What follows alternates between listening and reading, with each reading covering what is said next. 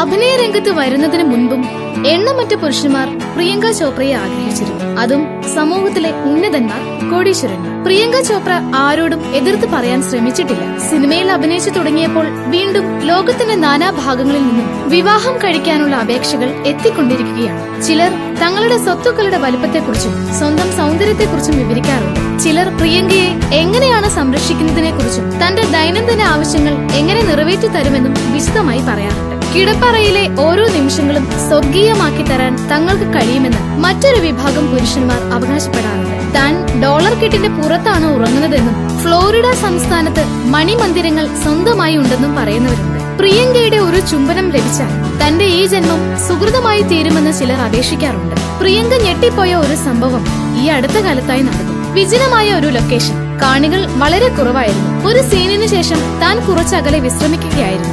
അപ്പോൾ 10 വയസ്സ് പ്രായമുള്ള ഒരു ബാലൻ തന്നെ സമീപിച്ചു. നല്ല വെളുത്ത് ആരോഗ്യമുള്ള ശരീരം, നല്ല സുമുഖനായിരുന്നു. അവന്റെ വേഷം കോട്ടും സ്യൂട്ടുമായിരുന്നു.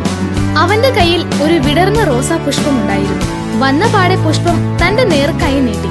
അവന്റെ മുഖത്ത് അപ്പോൾ അവാച്യമായ വികാരങ്ങൾ മിന്നിമറയുന്നത് ശ്രദ്ധിച്ചു. അവന്റെ ആ നിഷ്കളങ്ക ഭാവം ആരെയും ആകർഷിക്കുന്നതായിരുന്നു. പൂവ് പ്രിയങ്ക വാങ്ങി. എന്നിട്ട് സാവധാനം തന്റെ അരികിലേക്ക് അവനെ അണച്ചു നിർത്തി. പേര് ചോദിച്ചു. ഹേമന്ത് എന്നവൻ മറുപടി പറഞ്ഞു.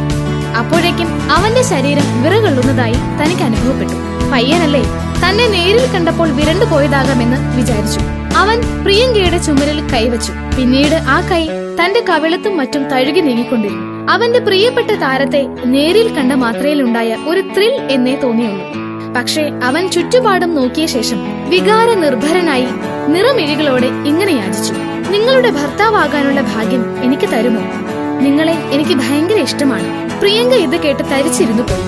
എന്തായാലും മോൻ ഇപ്പോൾ കുട്ടിയല്ലേ, വളർന്നു വലുതാകുമ്പോൾ മറ്റൊരു പ്രിയങ്കയെ കല്യാണം കഴിക്കണം എന്ന് പറഞ്ഞ് പ്രിയങ്ക രക്ഷപ്പെട്ടു.